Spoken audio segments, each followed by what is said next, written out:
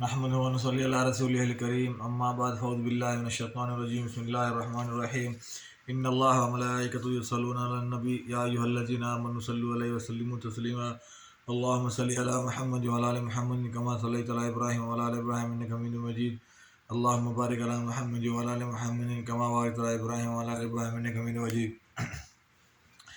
السلام علیکم میرے بہن بھائیو، میرے وی لوگ میں خوش آمدید۔ میرا نام عبدالحق بیان ہے اور میرے وی لوگ میں ڈیلی روٹین میں قرآن شریف کا اردو میں ترجمہ رہتا ہے، اور آج سورہ ابراہیم کی آیت نمبر 1 سے لے کر 10 آیت نمبر شیئر کروں گا۔ انشاءاللہ اللہ تعالیٰ ہمیں اسی طرح سے بھی چلنے کی توفیق عطا فرمائے۔ اللہ کے نام سے شروع کرتا ہوں جو بہت رحم کرنے والا نہایت مہربان ہے۔ الف لام را، اے نبی یہ عظیم الشان کتاب ہم نے آپ کی طرف نازل کی ہے تاکہ آپ لوگوں کو ظلمتوں سے نور کی طرف نکال لائیں، ان کے رب کے اذن سے غالب اور لائق تعریف کے راستے کی طرف، یعنی اللہ کی طرف جس کا وہ سب کچھ ہے جو آسمانوں میں اور زمین میں ہے، اور کافروں کے لیے شدید عذاب سے تباہی ہے۔ جو آخرت پر دنیا کی زندگی کو محبوب رکھتے ہیں اور اللہ کے راستے سے روکتے ہیں اور اس میں ٹیڑھاپن ڈھونڈتے ہیں، وہی دور کی گمراہی میں ہیں۔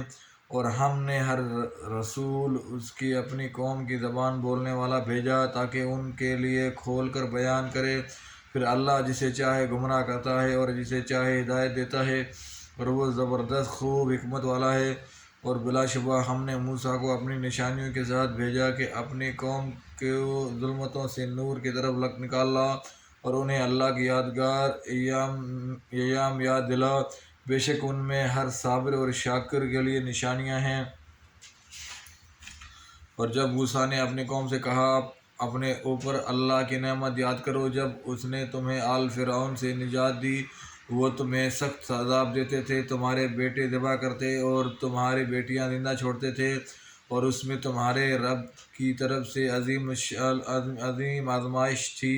اور جب تمہارے رب نے آگاہ کر دیا کہ اگر تم شکر کرو گے تو یقیناً میں تمہیں مزید دوں گا، اور اگر تم کفر کرو گے تو بلا شبہ میرا عذاب بہت شدید ہے۔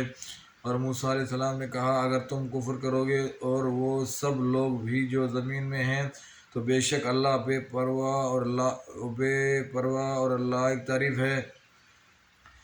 اور کیا تمہیں ان کی خبر نہیں پہنچی جو تم سے پہلے تھے، یعنی قوم نوح اور عاد اور ثمود اور جو ان کے بعد ہوئے، جنہیں صرف اللہ جانتا ہے۔ ان کے پاس ان کے رسول کھلی نشانیاں لائے تو انہوں نے اپنے ہاتھ اپنے منہ میں دبا لیے اور بولے بے شک ہم اسے نہیں مانتے جو تمہارے ہاتھ بھیجا گیا ہے، اور جس چیز کی طرف تم ہمیں بلاتے ہو اس میں ہمیں اضطراب میں ڈالنے والا شک ہے۔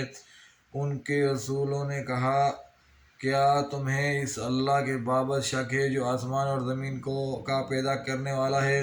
وہ تمہیں بلاتا ہے کہ تمہارے گناہ معاف کر دے اور تمہیں ایک مقرر وقت تک مہلت دے۔ وہ کہنے لگے تم ہمارے جیسے بشر ہی تو ہو، تم چاہتے ہو کہ ہمیں ان معبودوں سے روک دو جن کے ہمارے باپ دادا عبادت کرتے تھے، لہذا ہمارے پاس کوئی کھلی دلیل معجزہ لے آؤ۔ اللہ تعالیٰ ہمیں سیدھے راستے پہ چلنے کی توفیق عطا فرمائے، اللہ تعالیٰ ہمارے گناہ معاف فرمائے۔ اس میں آگے نصیحت لکھی ہوئی ہے، مطلب یہ کہ انسان اللہ کی شکر گزاری کرے گا تو اس میں اس کا فائدہ ہے، ناشکری کرے گا تو اللہ کا اس میں کوئی نقصان ہے۔ اس میں اللہ کا کیا نقصان ہے؟ وہ تو بے نیاز ہے، سارا جہاں ناشکر گزار ہو جائے تو اس کا کیا بگڑ جائے گا؟ جس طرح حدیث قدسی میں آتا ہے، اللہ تعالیٰ فرماتا ہے اے میرے بندو، اگر